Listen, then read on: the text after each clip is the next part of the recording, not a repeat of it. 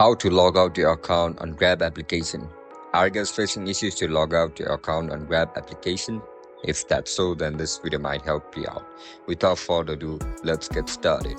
First of all, open Grab application on your mobile device. Once you open the app, now log in into your account with your registered email and password. If you don't know how to create an account on Grab application, make sure to check out our guide on how to do it. Once you open the app, now look at the top right corner of your screen where you can see your profile icon. Tap on it. Now click on your profile icon. After you click on it, scroll down. You can see the option for logout. Tap on logout. Again click on logout. As soon as you click on logout, your account will be instantly logged out from your device. And that's it guys, that's how we're gonna log out our account on Grab application. If you guys found this video helpful, don't forget to like, share and subscribe to our channel. I'll catch you up in the next one. Bye bye.